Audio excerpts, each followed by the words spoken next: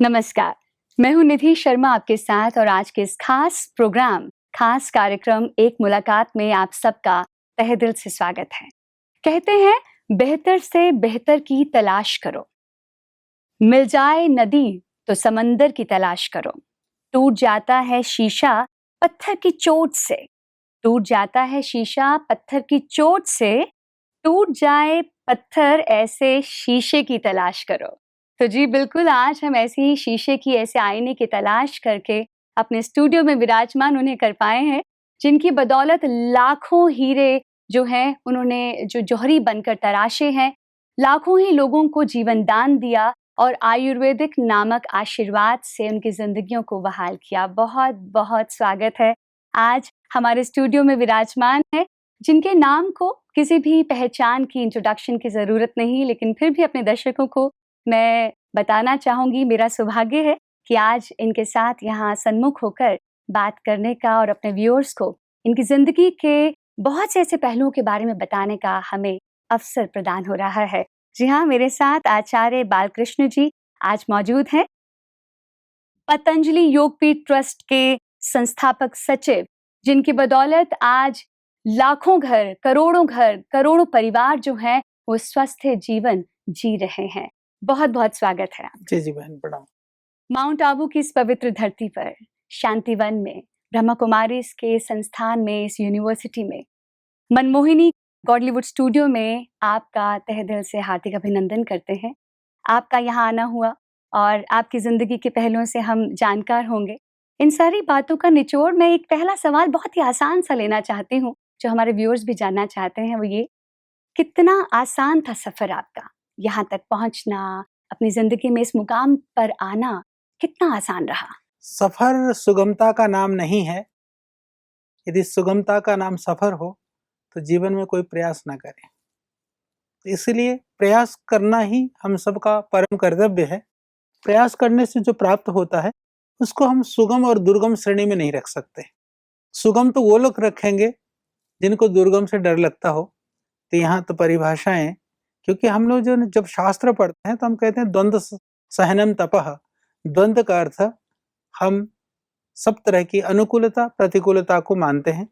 इसलिए हमने कभी मार्ग में पथ बाधाओं को या पथ अनुकूलता को कभी नहीं विचार किया। हमने यही विचार किया कि जो काम हमको करना है बस हमको करना है। प्रभु की कृपा से, बड़ों के आशीर्वाद से फिर हम उस मार्ग में निरंतर बढ़ते रहे और आज भी इसी तरह से आगे बढ़ रहे हैं। बाबा रामदेव, योग गुरु, और आचार्य बालकृष्णन, ऐसा नाम है और ऐसा जोड़ है जो दुनिया में एक सशक्त जोड़ी को भी संबोधित करता है। तो कैसे देखते हैं इस रिश्ते को? ये भी कोई परमात्मा की व्यवस्था रही। श्रद्धेय स्वामी जी और हम गुरुकुल में साथ में मिले और उस मिलन को हमने कभी सोचा नहीं था कि भविष्य में हम लोग साथ में होंगे नहीं होंगे। पर धीरे धीरे, जैसे शास्त्रों का कथन है ना, सज्जनों की मैत्री सूर्य का जो पूर्वार्ध होता है वह होता है जी। तो वह धीरे धीरे हमारी वो मैत्री बढ़ी और इस जन्म में वो पूर्वार्ध ही रहेगा, उत्तरार्ध नहीं बने। ये भगवान से भी प्रार्थना है और हम उसके लिए सजग भी हैं। भगवान शायद कुछ बड़ा काम करवाना चाहता होगा। उस परमात्मा की व्यवस्था से हम दोनों एक रहे और मिल करके हम लोगों ने सारी योजनाएं, सारे जो कार्य हैं, आज श्रद्धेय स्वामी जी विविध योजनाओं को करते हैं, तो कहीं ना कहीं उन योजनाओं को और कार्यों को आगे बढ़ाने में लगे रहते हैं। बहुत खूब। मैं सबसे पहले आपसे ये जानना चाहूँगी कि जब आपने इस सफ़र की शुरुआत की, तो कितने कंकर थे रास्ते में? किन-किन मुश्किलों से आगे बढ़ते चले गए? और मंज़िल उस वक़्त क्या देखी थी और आज जिस मंज़िल पर आप हैं, क्या ये पहले ही दिन से ऐसा सफ़र देख रहे थे, इस शिखर को देख रहे थे? शिखर और सफर की बात नहीं। जब हम गंगोत्री में साधना कर रहे थे तो हमारे मन में दो बातें थी। एक तो ये था कि हमें जो सनातन वैदिक परंपरा के अनुसार हमें आध्यात्म मार्ग में ही रहना है। दूसरा ये था कि उस मार्ग में रह करके हमें लोगों की सेवा करनी है, उनके जीवन के लिए, उनके स्वास्थ्य के लिए, उनकी शिक्षा के लिए। यानी लोगों के जो जीवन की कठिनाइयां हैं उनको हम कैसे सुगम बना सकते हैं, वो भी हमारी आध्यात्मिक संस्कृति और जो हमारी प्राचीन ऋषियों की विधाओं के आधार को लेकर के यही मन में भाव था, विचार था। उसी भाव और विचार से हम प्रारंभ हुए। कोई साधन नहीं था, कोई किसी की तरह से हमारे पास और कोई गुरु परंपरा की कोई गादी नहीं थी। बस मार्ग से, शून्य से हम प्रारंभ हुए, तो आज यहाँ तक पहुंचे हैं। तो उसी संकल्प को लेकर के हम पहुंचे हैं, और आगे क्या करना है, आगे भी उसी संकल्प को पूरा करने के लिए और काम करना है। तो संकल्प वही था, तब भी वही था और आज भी वही है।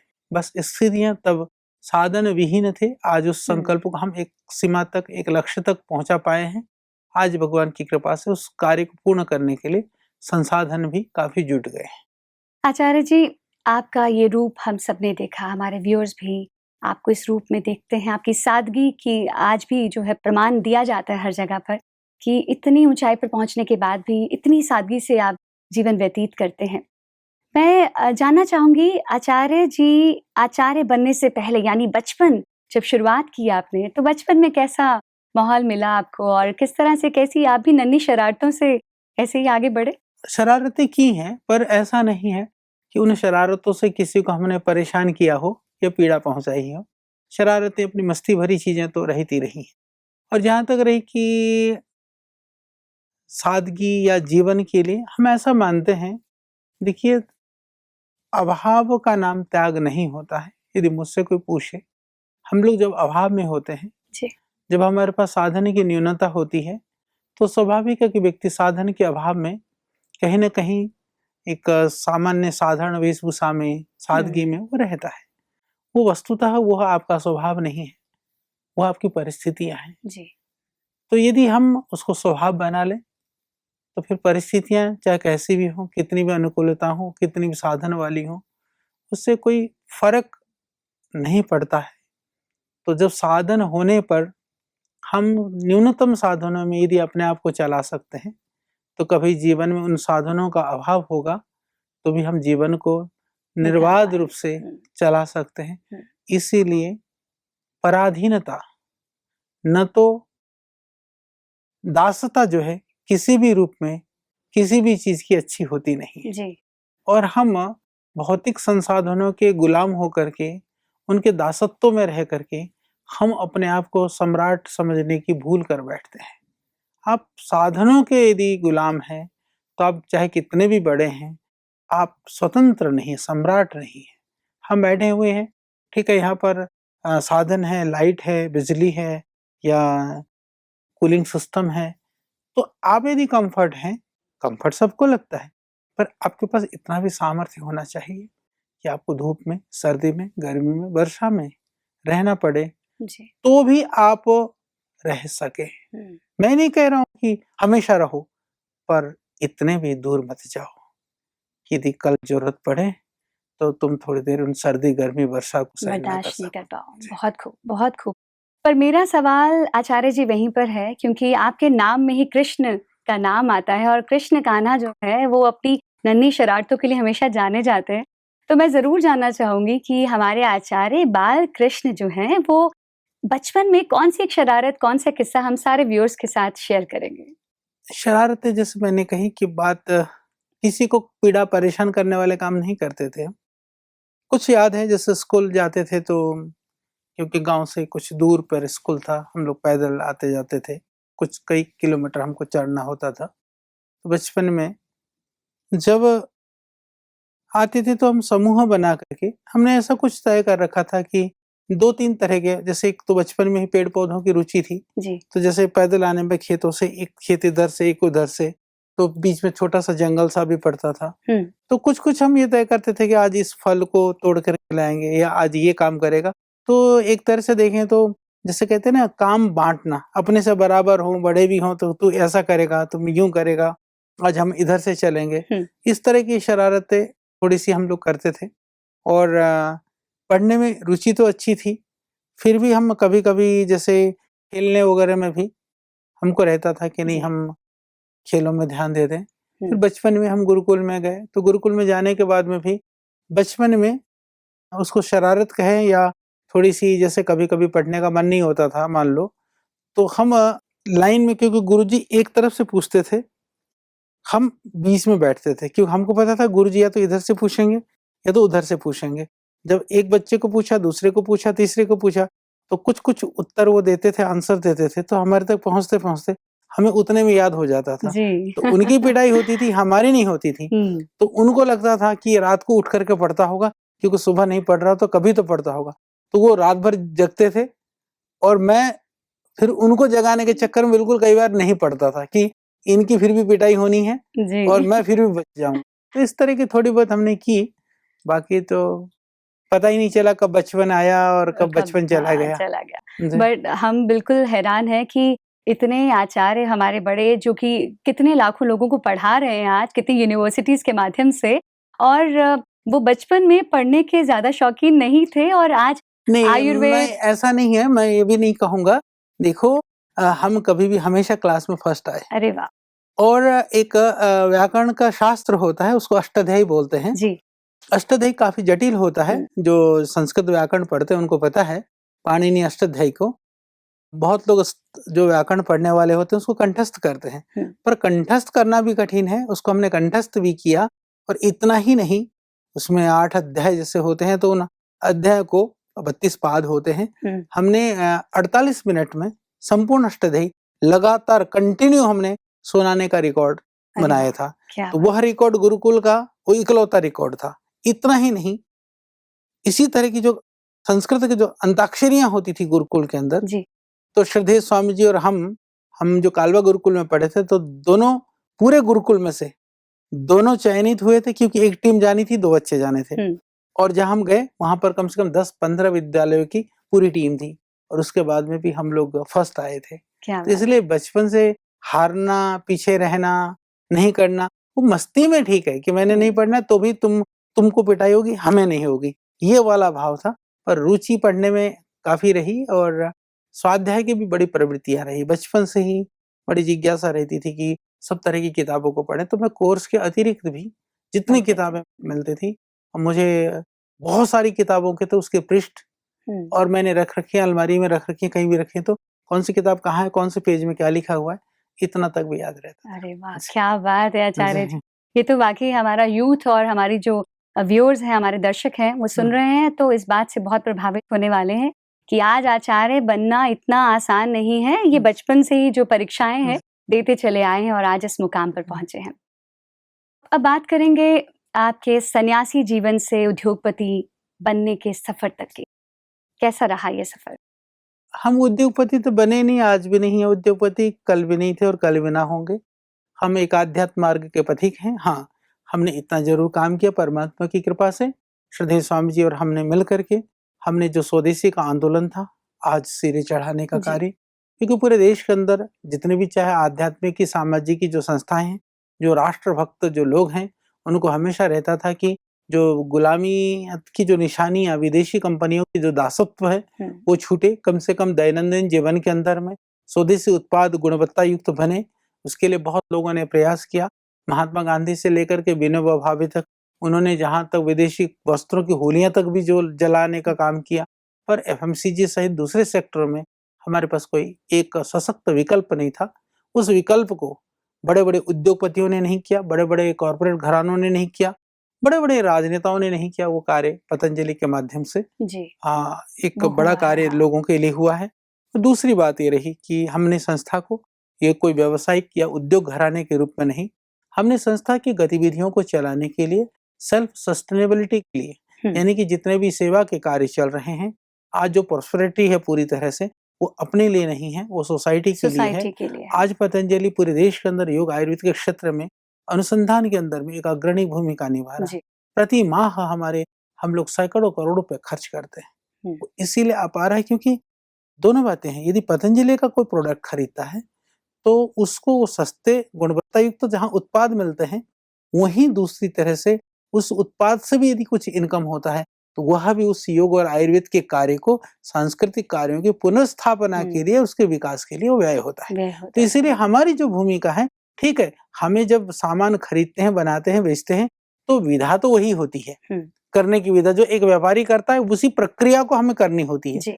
पर वो व्यापारी करता है, वह परिवार के लिए करता है, वो अपने लिए करता है, अपने वेल्थ को, अपने जो भी संसाधनों को बढ़ाने के लिए करता है, पर हम उसके लिए नहीं करते। इसलिए इस कार्य को आप व्यावसायिक रूप में, जैसे मान लीजिए हम उद्योग चलाते हैं, तो ये हमारे लिए अधिकार है कि टैक्स देने के बाद में जो बचता है वो हम अपने लिए प्रयोग कर सकते हैं। परंतु हम अपने लिए प्रयोग नहीं करते हैं, ये हमारी पारदर्शिता भी है और हमारा एक तरह से एक उदाहरण है, क्योंकि जीवन निर्वहन के लिए हम साधनों का संग्रह नहीं करते हैं, हम समाज निर्माण के लिए साधनों का प्रयोग करते हैं। देखिए, आपको देखकर ही ये मालूम होता है कि आप संसाधनों से बहुत परे हैं और अपनी सादगी से जीवन को व्यतीत कर रहे हैं। मैं बात करूंगी, आज आप माउंट आबू में हैं और योग रामदेव बाबा जिनके लिए जाने जाते हैं, और राजयोग जिसके लिए ब्रह्म कुमारी संस्थान हमारा विश्वविद्यालय जाना जाता है, और आयुर्वेद जिसके लिए आप हमारे आचार्य जाने जाते हैं। कैसे देखते हैं इन तीनों को? जो आध्यात्म की हमारी जो यात्रा है, चाहे कोई भी संस्थान हो, उनके जो नियम है, उनकी मर्यादाएं हैं, उनकी जो व्यवस्था है, उसमें भिन्नता नहीं है जी। क्योंकि ये जो यात्रा है, यह आत्म जागरण से राष्ट्र जागरण की यात्रा है। जो स्वयं चेतन नहीं है, उद्बुद्ध नहीं है, दूसरे को चेतन नहीं कर सकता है। तो राजयोग के माध्यम से, योग के माध्यम से, साधना के माध्यम से, ध्यान के माध्यम से, ब्रह्म कुमारी संस्थान के द्वारा जो एक जन चेतना का जो कार्य हो रहा है, वो उसका परिणाम दिखता है। लोग हजारों की संख्या में यहाँ आ रहे हैं, लाखों की संख्या में देश दुनिया में लोग जुड़ रहे हैं जी। क्योंकि वह कहीं ना कहीं उस अंतर की यात्रा से वो विमुख हो गए थे। तो उसका जोड़ने का कार्य यहाँ हो रहा है। और इसी तरह से श्रद्धेय स्वामी जी हमारे द्वारा वही हमारी योग और आयुर्वेद के मूल को भूल चुके थे, तो उसी यात्रा में जोड़ने का काम पतंजलि के माध्यम से हो रहा है।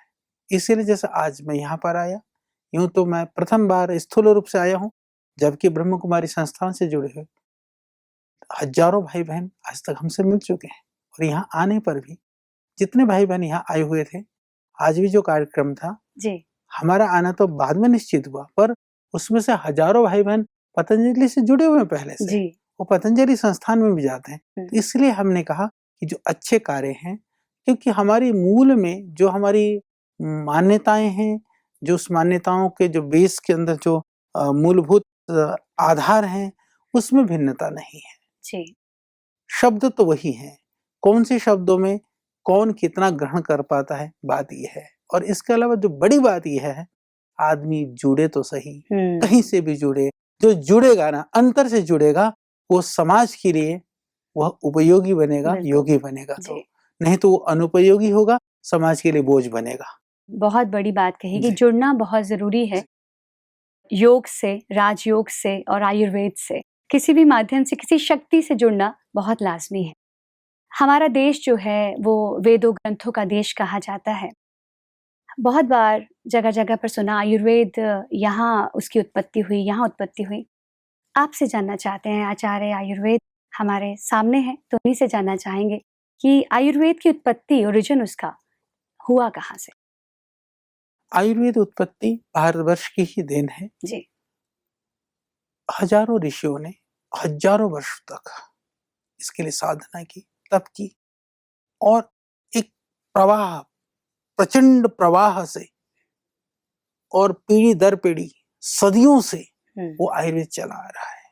अभी हम लोग रिसर्च कर रहे हैं, हमने देखा कि पूरी दुनिया के अंदर 900 से ज्यादा बॉटनी बेस्ड मेडिसिन सिस्टम काम करती है, परंतु वहां पर चिकित्सा सिद्धांत जो मेडिकल सिस्टम है, ट्रीटमेंट सिस्टम है, वहां पर उतना स्ट्रॉन्ग नहीं है जितना आयुर्वेद के अंदर है। इसीलिए हम कह सकते हैं आयुर्वेद प्राचीन है, आयुर्वेद प्रामाणिक है।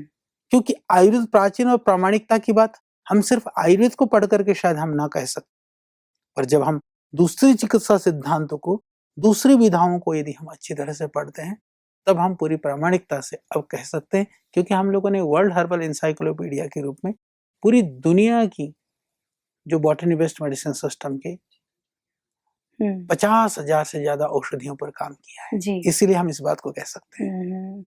लेकिन आचार्य जी, आपको नहीं लगता कि कहीं ना कहीं आज भी जो है, जब डॉक्टर बनाने की बात होती है घर में एक बच्चे को, तो हमेशा MBBS के लिए बात की जाती है, तो आयुर्वेदिक स्टडी के लिए अभी भी वैसा पेरेंट्स में या लोगों में जागरूकता नहीं है? जो आप बात कह रही है निधि बहन, वो बात सही है, परंतु इसमें एक बात और भी है। हमारे यहाँ जो डॉक्टर बनाने के लिए जो एंट्रेंस एग्जाम दी जाती है वो त्रुटिपूर्ण है। जी क्योंकि जी जब अब व्यक्ति को, बच्चों को आप एलोपैथी का एग्जाम दिलवा करके उसके बहाने से आप एंट्रेंस दे करके जब कहते हो कि तुम एलोपैथिक में ना आ पाए इसलिए आयुर्वेद में जाओ, ये सोच ही गलत है मेरी दृष्टि में। क्योंकि उनकी एग्जाम अलग होनी चाहिए, स्वतंत्र होना चाहिए। आयुर्वेद में आने वाले अलग तरह से आयुर्वेद के लिए परीक्षा दें, एलोपैथिक में जाने वाले अलग एलोपैथिक से के लिए दे, परीक्षा हाँ दें। बिल्कुल। तो उसमें हीन भावना नहीं आएगी और माँ बाप के अंदर भी एक गौरव का भाव होगा। क्योंकि जब उनको लगता है कि मेरा बच्चा आयुर्वेद में पढ़ रहा है तो पहले से एक मानसिकता बना दी जाती है कि ये एलोपैथिक के लायक नहीं है। हम्म। तो ये बात ही गलत है। अपने पैथी अपने आप में पूर्ण है। मैं तो कहता हूँ कि आयुर्वेद और भी अग्रणी है। आयुर्वेद कोई अल्टरनेटिव सिस्टम नहीं है।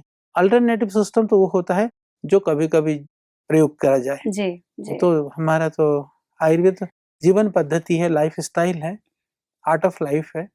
नहीं, आपकी बात से मुझे एक और बात पूछने का हुआ मन कि आयुर्वेद ऑल्टरनेटिव सिस्टम नहीं है, लेकिन आयुर्वेद क्या हर बीमारी को जड़ से खत्म कर देता है, ऐसा माना जाता है। थोड़ा लंबा इलाज ज़रूर चलता है, लेकिन जड़ से खत्म कर देता है। कितना सच है ये? देखिए, ये भी गलत है कि हम ये कहें कि बहुत लंबा चलता है। जब छोटी-छोटी बीमारियाँ एलोपैथी के नाम पर, चाहे बीपी है, डायबिटीज़ है, थायराइड है, बहुत सारी बीमारियाँ हैं, जी। जिनकी औषधियाँ लाइफ जीवन भर चलती है। तो आप कैसे कह सकते हो कि आयुर्वेद की हुँ, चिकित्सा थोड़ा लंबा होता है? हुँ, तो चिकित्सा में कोई लंबाई और चौड़ाई नहीं है। हुँ। एक परसेप्शन क्रिएट किया गया है। उस परसेप्शन को तोड़ना ज़रूरी है। जब हमारे भी पास सैकड़ों केसेज़ हैं, तुरंत एक इलाज आते की हैं। हाँ, आवश्यकता होती है तो सब इमरजेंसी में दूसरी आप ये कहें, देखिए इस बात को तो सब स्वीकार करते हैं। क्रिटिकल केयर में एलोपैथिक पद्धति के साथ लोगों ने बहुत सारे संसाधन को जोड़ लिया। जी। लाइफ सेविंग ड्रग्स के साथ-साथ में सपोर्टिंग जो इंस्ट्रूमेंट का हुँ, यूज़ किया, वो उनकी एक विशेषता है, उसको हम नकार नहीं सकते हैं। परंतु जहाँ तक रही क्रॉनिक और इस तरह के जो चैलेंजेस केसेस हैं, उसके लिए निरापद और प्रामाणिक चिकित्सा के रूप में आप आयुर्वेद का प्रयोग कर सकते हैं। उसका प्रमाण पतंजलि है। आज हम हुँ। लोगों ने लाखों रोगों की चिकित्सा की है। ये तो बात बिल्कुल आपकी सही है कि पतंजलि आज घर-घर में है और हर परिवार का एक बहुत ही गहरा रिश्ता है पतंजलि के साथ। कोई ना कोई ऐसा प्रोडक्ट है, ऐसी वस्तु है जो कि हर परिवार में कोई ना कोई सदस्य ज़रूर इस्तेमाल कर रहा है और उनकी ज़िंदगी का एक बहुत इम्पोर्टेंट पार्ट बन चुका है। लेकिन आयुर्वेद को अगर हम घर-घर पहुँचा पाए हैं पतंजलि के माध्यम से, उसी तरह से इसके चिकित्सा को भी हम पहुँचा पाएँ, उसके लिए आप कैसे देखेंगे इसको? क्योंकि यूथ अभी भी एक थोड़ा बड़ा भटका है इससे। बड़ा बड़ा प्रश्न है। इसके लिए हमने आयुर्वेदिक कॉलेज, महाविद्यालय हम चला रहे हैं। जी। हालाँकि अभी हुँ, देश में आयुर्वेदिक कॉलेज की संख्या बढ़ रही है, हुँ, पर उसमें अभी शिक्षा की गुणवत्ता की और आवश्यकता है। हम गुणवत्ता युक्त आयुर्वेदिक शिक्षा दे रहे हैं और पूरे देश के अंदर लगभग हमारे 3000 से ज़्यादा जो चिकित्सालय हैं और चिकित्सक हैं, करेक्ट। निःशुल्क सेवाएँ देते हैं। हम लोग कंसल्टेंसी का कोई शुल्क पूरे देश के अंदर नहीं लेते हैं और पर्ची भी नहीं बनती है, पर्ची का भी शुल्क अच्छा, नहीं लेते हैं। अरे! क्योंकि लोगों को भी भ्रम रहता है और आयुर्वेदिक औषधियाँ तो जो प्रिंटेड मूल्य पर, जो हमने मिनिमम जो रखा है, उस पे पूरे देश के अंदर हमने उपलब्ध कराने का बड़ा प्रयास किया है। आचार्य जी, ये जानना चाहेंगे कि जिस तरह से हमारे देश में आयुर्वेद फिर से लौट रहा है, हर घर में पहुँच रहा है, हर कोई इसकी इम्पोर्टेंस को जान गया है और जैसे भटक गए थे बीच में, फिर से दोबारा लौट कर आए हैं। जैसे देश में ये एक कह सकते हैं कि रिवॉल्यूशन चला और दोबारा से पतंजलि के माध्यम से घर-घर आयुर्वेद पहुँचा। वैसे ही विदेशों में भी इसका इम्पैक्ट ज़्यादा दिखाई देता है? अभी जागरूकता बनी है, अभी पेशेंट्स काफ़ी हमारे पास विदेशों से आ रहे हैं लोग और आयुर्वेदिक औषधियों की डिमांड भी बढ़ी है और क्योंकि उसके पीछे देखिए एविडेंस बेस्ड मेडिसिन बनाना आयुर्वेद को ज़रूरी है। जी। तो पतंजलि इसके लिए 500 से ज़्यादा साइंटिस्टों के माध्यम से अनुसंधान कर रहा है। तो दुनिया मानने को तैयार है, पर दुनिया को दुनिया की भाषा में मनवाना ज़रूरी है। इसके लिए जो स्टैंडर्ड्स हैं, पैरामीटर्स हैं, रूल्स, रेगुलेशन और सिस्टम है मेडिसिन के लिए, उसको फॉलो करना, उस लेवल हुँ। पर बनाना ज़रूरी है। वो काम हम लोग कर रहे हैं। बहुत खूब। आज आप यहाँ पर हमारे साथ हैं शांतिवन में और यहाँ से आप क्या सौगात अपने साथ लेकर जा रहे हैं? यहाँ की जो प्रेम है, आत्मीयता है, मैंने ये सुना ही नहीं, महसूस भी किया कि प्रेम बाँटने से प्रेम बढ़ता है। उस प्रेम को यहाँ पर यहाँ के जो भाई हैं, यहाँ पर जो बहनें हैं, सबके व्यवहार में झलकता है। और ज़रूरी है कि यदि हमें सामाजिकता को, आध्यात्मिकता को लेकर के जाना है, तो जो हमारी आध्यात्मिकता के जो मूल है, उस जड़ को बना करके रखना ज़रूरी है। उस भाव को मैंने यहाँ अनुभव किया, उसी अनुभूति को लेकर के, और बहुत सारी चीज़ों का आज हमने आदान-प्रदान भी किया है। क्योंकि संस्थाएँ भिन्न होने पर भी मैं इस बात को पूरी दृढ़ता के साथ मानता हूँ कि लक्ष्य में भिन्नता नहीं है, और हमको अभिन्न होकर के ही ये जो संसार के साथ जो हम कहते हैं ना, संसार सागर तरने की बात या मुक्त होने की बात, और लोगों को उन चीज़ों से, संसार के विकारों और कष्टों से, बीमारियों से मुक्त करने की बात है, ये हम समवेत रूप से संयुक्त प्रयास के द्वारा ही उसको बेहतर कर सकते हैं।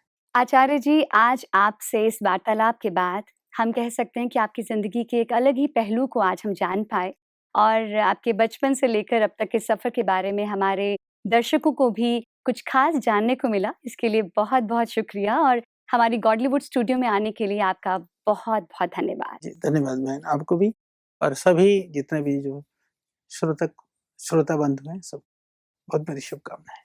आयुर्वेद, संस्कृत और वेदों के ज्ञानी महाविद्वान जब हमारे स्टूडियो में एक मुलाकात को खास बनाते हैं, तो बहुतों की जिंदगियों को अपने आप ही खास बनना होता है। जी हाँ, हमारी जिंदगियों पर भी ऐसी शख्सियतों का खास असर रह जाता है, जो कि हमें अपनी मंजिल तक जाने के लिए प्रोत्साहित करता रहता है। ऐसी ही मुलाकातों को और खास बनाएंगे हमारी एक मुलाकात में अगली बार किसी और खास शख्सियत के साथ। तब तक के लिए इजाजत दीजिए। धन्यवाद।